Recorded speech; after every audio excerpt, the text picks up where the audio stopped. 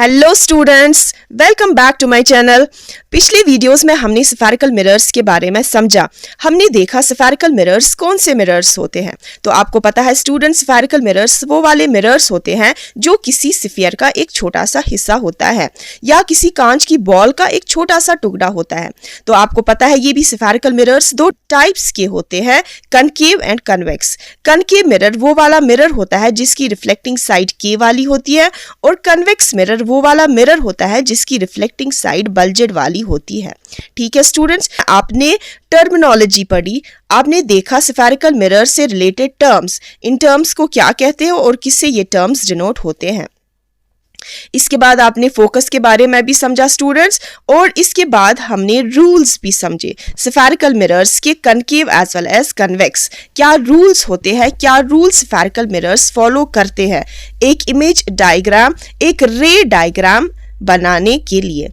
ठीक है स्टूडेंट्स, आज इस वीडियो में हम डिस्कस करने जा रहे हैं image formation by concave mirror. हम देखेंगे कनकेव मिरर में इमेज फॉर्मेशन कैसे होती है। यहाँ पर कनकेव मिरर में इमेज फॉर्मेशन जो होती है जब हम ऑब्जेक्ट को एट डिफरेंट प्लेसेस रखते हैं। ऑब्जेक्ट जब 6 डिफरेंट पोजिशंस पर होता है तब हमें कैसी इमेज मिलती है, ये हम आज इस वीडियो के जरिए हम देखेंगे। तो चलिए स्टूडेंट्स वीडियो को स्टार्ट करते हैं। तो केस फर्स्ट आपका है जब आप ऑब्जेक्ट को इन्फिनिटी पर रखते हैं। तो स्टूडेंट्स पहला केस जब ऑब्जेक्ट को इन्फिनिटी पर रखते हैं। ठीक है स्टूडेंट्स, तो पहले तो इन्फिनिटी से आती है पैरेलल रेज, ये आपको याद रखना है। और जो पैरेलल रेज मिरर से निकलती है रिफ्लेक्टेड रेज, वो भी इन्फिनिटी को ही जाती है। ये आपको ये पॉइंट याद रखना है। तो जब एक ऑब्जेक्ट आपका इन्फिनिटी पर होता है, मतलब किसी दूर जगह पर होता है, तो उस ऑब्जेक्ट से निकलती है बहुत सारी रेज। तो इस फिगर को सिंप्लीफाई करने के लिए हम यूजुअली 2 रेज को यहां पर दिखाते हैं, इंसिडेंट रेज, और जहां पर इसके बाद रिफ्लेक्टेड रेज मीट होती है वहीं पर हमारी इमेज बनती है। तो जब इन्फिनिटी से रेज निकलती है एक ऑब्जेक्ट से तो वो होती है parallel to the principal axis. तो स्टूडेंट्स ये आपको पता है this is the principal axis of this concave mirror, और ये इस मिरर का पोल होता है। जो मिरर का सेंटर पॉइंट होता है इसको पोल कहते हैं, और जो इस स्फीयर का सेंटर होता है उसको कहते हैं सेंटर ऑफ कर्वेचर, और यूजुअली सी से डिनोट होता है। और सेंटर ऑफ कर्वेचर और पोल का बीच वाला पॉइंट होता है फोकस, या यूं कहिए फोकस वो वाला पॉइंट होता है जब एक पैरेलल रेज आफ्टर रिफ्लेक्शन पास होती है, तो उस पॉइंट को कहते हैं फोकस। तो चलिए स्टूडेंट्स, जब एक ऑब्जेक्ट इन्फिनिटी पर होता है, आफ्टर स्ट्राइकिंग द मिरर ये रेज रिफ्लेक्ट होती है तो और पास होती है फोकस के थ्रू। ठीक है स्टूडेंट्स, तो जो ये रेज होती है, अब आपको बोलना है जो इमेज आपकी होती है वो कहां पर बनती है। इमेज वहीं पर बनती है जब आपकी रिफ्लेक्टेड रेज यहां पर मीट होती है। तो यहां पर जो ये रेज है ये मीट होती है एट पॉइंट F। तो आपकी जो इमेज बनती है वो फोकस पर ही बनती है। इसके बाद आपको बोलना है नेचर क्या है इस इमेज का, मतलब क्या ये वर्चुअल एंड इरेक्ट है या ये रियल एंड इन्वर्टेड है। तो स्टूडेंट्स देखिए, जब ये रेज रिफ्लेक्ट वापस मिरर से होती है तो आप देख सकते हैं ये रियली में ये जो रेज है ये मीट हो रही है एट अ पॉइंट। तो आपको हमेशा याद रखना है रियल के साथ हमेशा इन्वर्टेड होता है। तो ये जो रेज है ये रियली में मीट हो रही है फोकस पर। आपका जो नेचर है इमेज का वो रियल एंड इन्वर्टेड होगा। ठीक है स्टूडेंट्स, तो इसके बाद साइज, आपके इमेज का साइज क्या होगा। तो जो साइज है आप यहाँ पर वो हाईली डिमिनिश्ड होगा, या कहिए पॉइंट साइज्ड होगा। जो आपकी इमेज होगी वो पॉइंट साइज्ड होगी या हाईली डिमिनिश्ड होगी। तो स्टूडेंट्स ये था आपका केस नंबर 1 जब आपका ऑब्जेक्ट इन्फिनिटी पर होता है। यहाँ पर इस कनकेव मिरर में 6 केसेस बनते हैं। तो ये ऑब्जेक्ट है ये 6 केसेस में मिरर के आगे आगे चलता जाएगा और आपकी जो इमेज है वो पीछे पीछे बनती जाएगी। ठीक है स्टूडेंट्स, तो चलिए आगे के केसेस में वो देखेंगे। कनकेव मिरर का केस नंबर 2, जब आपका ऑब्जेक्ट बियॉन्ड सी होता है। अब आपका जो ऑब्जेक्ट है और आगे आया। ठीक है स्टूडेंट्स, अब ये ऑब्जेक्ट है ये बियॉन्ड सी है। तो इस ऑब्जेक्ट से हम 2 रेज, इस डायग्राम को रे डायग्राम को सिंप्लीफाई करने के लिए हम 2 रेज यहां पर दिखाएंगे। ठीक है स्टूडेंट्स, तो एक रे जो है वो पैरेलल निकलती है।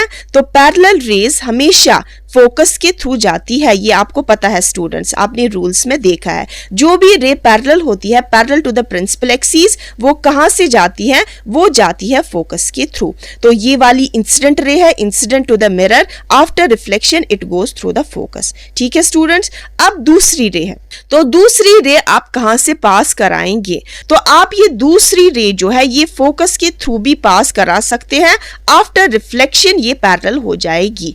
ठीक है स्टूडेंट्स, या आप इस रे को सेंटर ऑफ कर्वेचर के थ्रू भी पास करा सकते हैं। तो आपको पता है जो रे सेंटर ऑफ कर्वेचर के थ्रू पास होती है आफ्टर रिफ्लेक्शन, वो वापस सेंटर ऑफ कर्वेचर के थ्रू ही वापस जाती है पलटकर, तो ये आपको पता है। तो ये दो रिफ्लेक्टेड रेज है, एक ये वाली आफ्टर रिफ्लेक्शन, एक ये वाली रे, और जब ये सेंटर ऑफ कर्वेचर के थ्रू जाती है आफ्टर रिफ्लेक्शन, ये वापस ही सेंटर ऑफ कर्वेचर के थ्रू आती है, तो यही इसकी रिफ्लेक्टेड रे भी है। तो ये दो रिफ्लेक्टेड रेज जो है ये मीट हो रही है एट पॉइंट दिस, और ये जो ये पॉइंट बन रहा है ये सेंटर ऑफ कर्वेचर और फोकस के बीच में ये पॉइंट बन रहा है। तो आपकी जो इमेज है वो यहीं पर बनेगी बिटवीन सी एंड एफ। तो आपकी इमेज की पोजीशन कहां पर होगी? Between C and F. जब आपने ऑब्जेक्ट को इन्फिनिटी पर रखा था तब आपकी जो इमेज है वो बनी थी फोकस पर। अब आपने ऑब्जेक्ट को और आगे लाया, बियॉन्ड सी लाया, अब आपकी इमेज जो है वो पीछे पीछे चली गई, बिटवीन सी एंड एफ वो बन गई। ठीक है स्टूडेंट्स, और आप देख रहे हैं यहां पर जो रेस है, रिफ्लेक्टेड रेस है, एक ये वाली रिफ्लेक्टेड रे और ये वाली रिफ्लेक्टेड रे। ठीक है स्टूडेंट्स, ये दोनों ही रेज जो है ये यहां पर रियली में मीट हो रही है। तो आपको पता है रियल के साथ हमेशा क्या होता है? इन्वर्टेड। तो आपका नेचर ऑफ इमेज होगा रियल एंड इन्वर्टेड। ठीक है स्टूडेंट्स, पहले केस में जब इन्फिनिटी पर इमेज बनी थी तब थी हाईली डिमिनिश्ड, अब यहां पर इस केस नंबर 2 में डिमिनिश्ड आपकी इमेज बनेगी। ठीक है स्टूडेंट्स, धीरे धीरे आपकी इमेज जो भी है वो धीरे धीरे बड़ी होती जाएगी। तो चलिए केस 3 को देखते हैं। जब आपका ऑब्जेक्ट एट सी होगा, this is the important case of this mirror. ये तीसरा केस है आपका, जब आपका ऑब्जेक्ट एट सी होगा, सेंटर ऑफ कर्वेचर पर ऑब्जेक्ट रखा होगा। तो स्टूडेंट्स, पहली रे पैरेलल गई, वो मिरर पर स्ट्राइक हुई, आफ्टर रिफ्लेक्शन दिस रे गोज थ्रू द फोकस। ठीक है स्टूडेंट्स, इसके बाद दूसरी रे अगर फोकस के थ्रू हम पास कराएंगे, आपको पता है जो रे फोकस के थ्रू पास होती है वो आफ्टर रिफ्लेक्शन पैरेलल हो जाती है। तो ये दोनों रिफ्लेक्टेड रेज, एक ये वाली रिफ्लेक्टेड रे और ये वाली रिफ्लेक्टेड रे मीट होती है एट दिस पॉइंट, और यहीं पर आपकी इमेज बनती है एट सी। तो जब आपका ऑब्जेक्ट सेंटर ऑफ कर्वेचर पर होता है तब आपकी इमेज पोजीशन भी सेंटर ऑफ कर्वेचर पर ही होती है, और की जो इमेज है वो आप देख सकते हैं, ये जो दो रिफ्लेक्टेड रेज है ये रियली में मीट होती है एट दिस पॉइंट। तो आपकी जो इमेज बन गई रियल बन गई, और रियल हमेशा इन्वर्टेड होता है। और इसके बाद आपकी इमेज का साइज, तो यहां पर ये एक केस है जिसमें सेम साइज हमें मिलता है इमेज का एज दैट ऑफ ऑब्जेक्ट।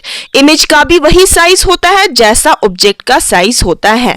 तो ये था आपका केस 3, जब आपने ऑब्जेक्ट को सेंटर ऑफ कर्वेचर पर रखा। अब आपका जो ऑब्जेक्ट है और मिरर के आगे जाएगा, तो दैट मीन्स अब आपका जो ऑब्जेक्ट है वो बिटवीन सी एंड एफ रहेगा और आपकी इमेज बियॉन्ड सी बनेगी। तो चलिए 4th केस को डिस्कस करते हैं। Case 4th, object between C and F. अब आपका जो ऑब्जेक्ट है वो centre of curvature and focus के बीच में रखा है। तो इस ऑब्जेक्ट से हम दो रेज निकालेंगे यहां पर और स्ट्राइक कराएंगे कन के मिरर पर। पहली जो रे है वो पैरेलल होगी, parallel to the principal axis, after reflection it goes through the focus. ठीक है स्टूडेंट्स, अब दूसरी जो रे है इंसिडेंट रे, वो हम पास कराएंगे फोकस के थ्रू। तो ये आफ्टर रिफ्लेक्शन ये पैरेलल हो जाती है, ये आपको पता है। दोनों ही रिफ्लेक्टेड रेज जो है वो मीट होती है बियॉन्ड सी, और आपकी इमेज यहां पर बियॉन्ड सी बनती है।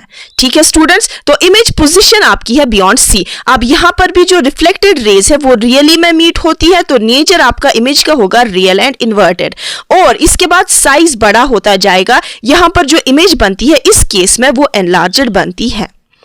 ठीक है स्टूडेंट्स, ये था आपका केस 4। इसके बाद स्टूडेंट्स केस 5 कनकेव मिरर का, जब आप ऑब्जेक्ट को फोकस पर रखते हैं, when the object lies at focus. आपने देखा था पहले केस में हमने डिस्कस किया था, जब आपका ऑब्जेक्ट इन्फिनिटी पर होता है, मतलब दूर किसी जगह होता है, तब आपकी जो इमेज है वो फोकस पर बनती है। तो यहाँ पर उस पहले केस का उल्टा है, यहाँ पर आपका ऑब्जेक्ट फोकस पर है और आपकी जो इमेज है वो इन्फिनिटी पर बनेगी। देखिए कैसे, पहली रे जो है वो पैरेलल हो जाएगी, after reflection it goes through the focus. ये आपको पता है पैरेलल रे हमेशा पास होती है फोकस के through in case of concave mirror. और इसके बाद जो दूसरी रे है वो हम ऐसे मिरर पर स्ट्राइक करेंगे, मिरर को लगेगा कि ये जो रे है ये सेंटर ऑफ कर्वेचर के थ्रू आ रही है। आफ्टर रिफ्लेक्शन ये उसी पाथ पर वापस जाएगी, सेंटर ऑफ कर्वेचर के थ्रू ही वापस जाएगी। तो यहां पर आप देख सकते हैं दो रिफ्लेक्टेड रेज कैसे जा रही है। ये जो दो रिफ्लेक्टेड रेज है ये पैरेलल है, तो यहां पर माना जाता है जो ये पैरेलल रेज है अगर हम इनको एक्सटेंड करेंगे ये इन्फिनिटी पर मीट हो जाएगी। इन्फिनिटी पर मतलब कहीं दूर, तो आपकी जो इमेज है वो बनेगी इन्फिनिटी पर। ठीक है स्टूडेंट्स, और ये जो रिफ्लेक्टेड रेज है ये रियली में मीट हो रही है इन्फिनिटी पर, तो आपकी जो इमेज है वो रियल बनेगी और रियल हमेशा इन्वर्टेड होता है। और इसके बाद पहले इस यहां पर जो इमेज बनी थी बियॉन्ड सी वो एनलार्ज्ड बनेगी, अब इसके बाद हाईली एनलार्ज्ड इमेज बनेगी। ये था आपका केस 5। इसके बाद लास्ट केस कनकेव मिरर का, जब आपका object between focus and pole होता है। ठीक है स्टूडेंट्स, ये भी एक इंपॉर्टेंट केस है, यूजुअली एग्जाम्स में ये केस आता है। और आपका केस 3, जब आपका ऑब्जेक्ट सेंटर ऑफ कर्वेचर पर होता है और इमेज भी सेंटर ऑफ कर्वेचर पर ही बनती है। तो आपका केस 6, जब आप अपने ऑब्जेक्ट को फोकस और पोल के बीच में रखते हैं, एक रे आपने पैरेलल निकाली, after reflection it goes through the focus, और जो दूसरी रे है यहां पर सेंटर ऑफ कर्वेचर के थ्रू पास कराएंगे, ये after reflection centre of curvature के थ्रू ही आ रही है। After reflection it goes through the centre of curvature. तो ये दोनों आपकी रिफ्लेक्टेड रेज आप देख सकते हैं, ये डाइवर्जिंग रेज है। डाइवर्जिंग रेज वो रेज होती है जब हम इनको एक्सटेंड करेंगे तो ये कभी भी मीट नहीं होती है, ये फैली हुई रेज होती है। तो अब एक चीज है, एक चांस है इनको मीट कराने का, जब हम इनको मीट कराएंगे तो ये दो रेज जो है ये अपीयर टू मीट यहां पर होती है बिहाइंड द मिरर। ठीक है स्टूडेंट्स, तो इस केस में यहां पर आपकी जो रेज है यहां पर वर्चुअल इमेज बनी। वर्चुअल मतलब आभासी, ख्याली तौर पर हमने यहां पर रेज को मीट कराया खुद से, तो ये वर्चुअल इमेज होती है और वर्चुअल हमेशा इरेक्ट होता है। और आपका जो इमेज का साइज है आप देख सकते हैं यहां पर ऑब्जेक्ट का साइज यहां पर कितना छोटा है और इमेज का साइज कितना बड़ा है। जो आपकी इमेज है उसका साइज हाईली मैग्नीफाइड होता है। तो यही एक केस है कनकेव मिरर में, जहां पर आपकी जो इमेज है वो वर्चुअल एंड इरेक्ट बनती है और एनलार्ज्ड बनती है। ठीक है स्टूडेंट्स, तो ये थे आपके 6 केसेस कनकेव मिरर के। इसके बाद uses of concave mirror. Concave mirror कहां पर यूज होता है? कनकेव मिरर जो है वो हम यूजुअली टॉर्च में यूज करते हैं ताकि ये जो लाइट रेज है ये कन्वर्ज हो एट अ पॉइंट, क्योंकि आपको पता है concave mirror is also known as converging mirror. ठीक है स्टूडेंट्स, और ये यूज होता है गाड़ियों की हेडलाइट्स में। कनकेव मिरर डेंटिस्ट्स यूज करते हैं ताकि उनको जो दांतों की कैविटीज है वो अच्छे से दिखे, एनलार्ज्ड इमेज यहाँ पर आपको मिरर पर आए। तो कनकेव मिरर यहाँ पर यूज होता है, डेंटिस्ट इनको यूज करते हैं। कनकेव मिरर शेविंग में यूज होता है, जो शेविंग के मिरर्स होते हैं वहां पर कनकेव मिरर यूज होता है, या ड्रेसिंग में भी यूज होता है, ड्रेसिंग टेबल्स में। कनकेव मिरर और सोलर कुकर्स में यूज किया जाता है, क्योंकि सोलर कुकर्स में क्या होता है, जब कनकेव मिरर लगा होता है तो सोलर कुकर्स को हम उस पॉइंट पर रखते हैं जहां पर वो रेज कन्वर्ज होती है उस सोलर कुकर पर, ताकि वो सोलर कुकर हीट अप हो जाए। हीट अप होने के बाद उसमें जो खाना है वो अच्छे से पके। कनकेव मिरर यूज होता है टेलीस्कोप्स में। तो ये थी कुछ यूजेस कनकेव मिरर की। तो आई होप स्टूडेंट्स आपने बहुत कुछ आज के वीडियो से सीखा होगा। तो मिलते हैं नेक्स्ट वीडियो में अगले टॉपिक्स के साथ। Till then good bye.